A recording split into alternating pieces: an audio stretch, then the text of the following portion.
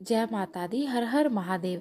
जब हम कार्तिक स्नान का संकल्प लेते हैं तो हम पीरियड्स में पूरा उसे कैसे करें, पीरियड्स के समय में दीप दान का संकल्प हमारा कैसे पूरा होगा, पीरियड्स में तुलसी पूजन का संकल्प हमारा कैसे पूरा होगा, पीरियड्स में तुलसी जी की पूजा अर्चना वंदना हम कैसे करें। कार्तिक के समय पे जो जो संकल्प लिया है तो हम पीरियड्स के टाइम पर उसे कैसे पूरा करें। पीरियड्स का टाइम किसी का 2 दिन का भी होता है और किसी का ये 5 दिन का भी होता है और किसी का ये हफ्ते का भी चल जाता है।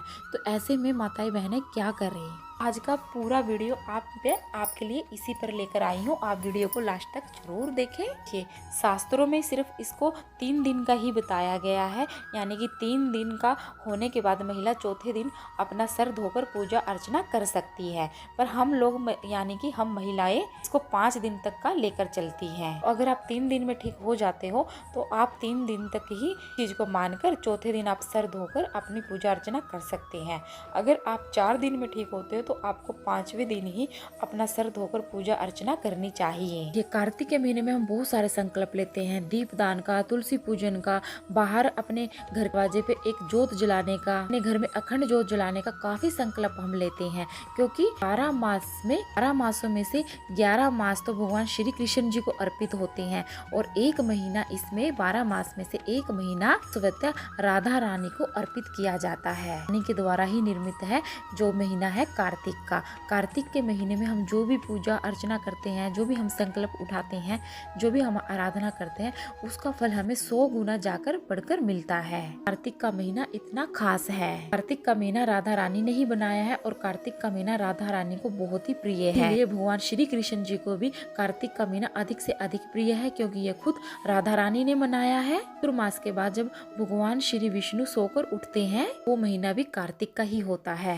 दिन देव उठनी एकादशी होती है, क्योंकि सभी बड़ी एकादशियों में से एक होती है। चलो अब हम बात कर लेते हैं कि पीरियड्स आ जाएं तो इसमें हमारे जो दान करने का संकल्प है, दीप दान का संकल्प है, पूजा का संकल्प है, ये हम कैसे करें। तो पहले बात कर लेते हैं कार्तिक स्नान की। आपने कार्तिक महीने में कार्तिक स्नान का संकल्प लिया है, तारों की छाँव में होता है, यानी कि ब्रह्म मुहूर्त में ही ये स्नान होता है। सूर्य उदित होने से 1.5 घंटा पहले ब्रह्म मुहूर्त होता है, उसमें ही आपको कार्तिक स्नान का नियम लेना चाहिए और उसी में आपको कार्तिक स्नान करना चाहिए। इस बीच में अगर आपके पीरियड्स आ जाते हैं, क्या आपको कार्तिक स्नान नहीं करना चाहिए? देखिए, जब आपके पीरियड्स आ जाते हैं तो भी आपको कार्तिक स्नान करना चाहिए। उस स्नान वाले जल में आपको किसी प्रकार का गंगा जल नहीं डालना है, कोई काले तिल नहीं डालने हैं, कोई आंवला नहीं डालना है, किसी आंवले का रस नहीं डालना है, या आप आंवले के पेड़ की पत्तियां डालकर नहाते हैं तो वो नहीं आपको डालना है। इस बात का आपको ध्यान रखना है। पर आपको कार्तिक स्नान उसी टाइम पर करना है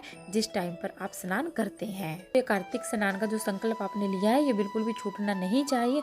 आपने कार्तिक स्नान का जो संकल्प लिया है इसको आपको पूरा अच्छे से निभाना चाहिए, नहाना चाहिए। तो दिमाग में ये बिल्कुल बात नहीं लेकर आनी है कि पलो पीरियड्स आ गया, अब 3 दिन मंदिर नहीं जाना है, अब 3-4 दिन हमें ये कार्य नहीं करना है, 3-4 दिन चलो आराम से सो जाए। नहीं, आपको नियमित उसी टाइम पर उठना है और उसी टाइम पर आपको स्नान करना है। आपको स्नान करने के बाद पूजा घर के कक्ष में नहीं जाना है, उस आसन पर नहीं आपको बैठना है जिस आसन पर आप बैठकर आप पूजा अर्चना करते हैं। स्नान के बाद अगर अलग कमरे में जाना है, यानी कि जो पूजा जिस कमरे में आपकी होती है, पूजा घर में नहीं आपको बैठना है, आप अलग रूम में जाकर बैठ सकते हैं, या आपके जिस रूम में आप रहते हैं वही पूजा घर है, वो थोड़ी सी दूरी पर बैठ जाएं। कमरे में बैठकर आप मानसिक पूजा अर्चना कर सकते हैं। आजकल तो मोबाइल है, गूगल पर आप सर्च करके कथा जप सकते हो, फोन पर आप कथाएं सुन सकते हो, तुलसी माता रानी के आप भजन कीर्तन सुन सकते हो। आपको भजन कीर्तन आता है तो आप खुद अपना कर सकते हो, या अलग से घर के काम करते करते आप तुलसी महारानी के भजन कीर्तन गा सकते हो। मंत्रों का जाप आप कर सकते हो, हरे कृष्णा राधे राधे राधे राधे, ओम नमो भगवते वासुदेवाय, ओम क्लीम कृष्णाय कृष्णाय। आप इन मंत्रों का जाप कर सकते हो। ध्यान आपको जरूर करना है, इस बात का आपको ध्यान रखना है उसी टाइम पर ब्रह्म मुहूर्त में। काफी बहनें सोचती हैं कि हमने 4 बजे नहाए, आज हम 4:15 हो गए हमें नहाते नहाते, तो कोई गलत बात तो नहीं है। जी नहीं, अगर आप 4 बजे नहा रहे हैं, नियम बना रहे हैं, तो देखो आप नियम बना लीजिए। पर अगर आप 4 बजे से आप 4:15 हो जाता है तो कोई उसमें नियम भंग नहीं होता है, 10-15 मिनट ऊपर नीचे चल जाता है। कई बार आप 4 बजे से पहले भी नहा सकते हैं, इसमें कोई भी आपका नियम खंडित नहीं होता।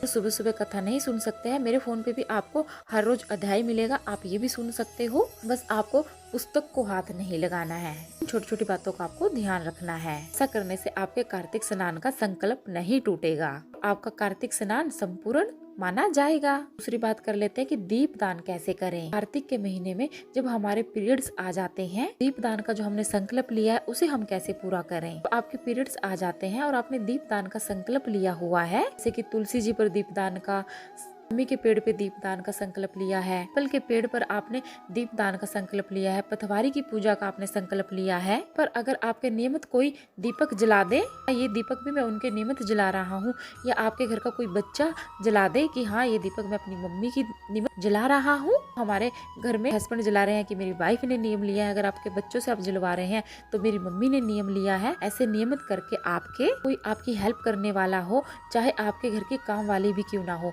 अगर वह भी आपके नियमित आपके दीपक जला दे, ऐसा कर सकते हो। तो अगर घर पे आपका कोई नहीं है, आपका ये नियम कोई भी नहीं उठा सकता है 3-4 दिन पीरियड के समय पर, तो कार्तिक के महीने में 5 दिन ऐसे आते हैं, 5 दिन में आप छूटे हुए दीप भी जला सकते हो। जैसे कि रमा एकादशी से लेकर पूर्णमासी तक ये 5 दिन ऐसे होते हैं कि आपके पीरियड्स के समय में 3 दिन 4 दिन छूट चुके हैं, उस दिन आप डबल दीपक जला सकते हैं कि आपका जो वह संकल्प आपने लिया है वह आप उसे पूरा कर सके। फिर आप कार्तिक के अंत में या तो कोई आपके नियमित दीपक जला दे, है ना, आपके यहाँ आपके नियमित कोई दीपक नहीं जला सकता, तो आप एकादशी से लेके दिवाली तक आप दीप की संख्या 2-2 करके भी जला सकते हैं, जितने भी दिन आपके 3 दिन 4 दिन छूटे हैं। कार्तिक के महीने में यानी कि अंत में जब देव उठनी एकादशी आती है या फिर पूर्णमासी आती है, तब आप आपके महीने के जितने भी दीपक बचे हैं, आपसे रह गए थे, आप नहीं जला पाए हैं, जैसे कि आपके 3 दिन के रुके हैं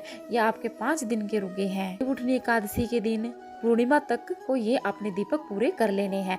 देव उठनी एकादशी पर भी आप अपने 3 दिन का दीपक एक ही दिन जला सकते हैं, और आप वाले दिन भी अपने 4 दिन के 3 दिन के दीपक आपके जो बचे हैं वो एक ही दिन आप रखकर जला सकते हैं। इससे आपके पूरे 1 महीने का संकल्प पूरा हो जाएगा। बात कर लेते हैं तुलसी जी की परिक्रमा की। तुलसी की परिक्रमा आप किसी से नहीं करवा सकते, और आपका संकल्प भी नहीं टूटना चाहिए। आपने तुलसी जी की परिक्रमा का नियम लिया है कि नित्य ही मैं तुलसी जी की 3 परिक्रमा करूंगी, 7 करूंगी, 11 करूंगी, ऐसे में आपके पीरियड्स आ जाते हैं, तो आप रमा एकादशी से लेकर दिवाली तक ये परिक्रमा को आप डबल कर दीजिएगा। अगर आपने 5 की है आप उस टाइम पे फिर 10 कर दीजिए, आपने 7 ली है तो आप फिर 14 कर लीजिए, ऐसे आप अपनी परिक्रमा को पूरा कर लीजिए।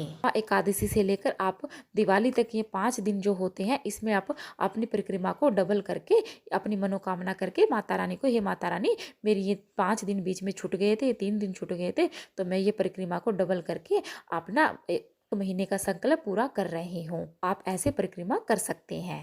आप दिवाली तक नहीं कर सकते हैं तो आप कार्तिक पूर्णिमा वाले दिन भी कर सकते हैं, यानी कि कार्तिका पूर्णिमा वाले दिन अंतिम दिन आप जितनी भी आपकी छूट गई है परिक्रमा आप उतनी कर सकते हैं। यह कार्तिक में आप नियम अपना पूरा कर सकते हैं। कार्तिक पूर्णिमा के दिन भी आप कर सकते हैं, दीपदान भी कर सकते हैं, परिक्रमा भी कर सकते हैं, दिवाली पे भी आप दीप दान कर सकते हैं। कार्तिक स्नान आपको करना होता है, पूजा अर्चना वंदना ये सब आपको मानसिक तौर पर ही करनी होती है। तो आई होप आपको वीडियो पसंद आई होगी। वीडियो पसंद आई तो वीडियो को लाइक करें, चैनल को सब्सक्राइब करें और कमेंट में राधे राधे राधे राधे जरूर लिखें।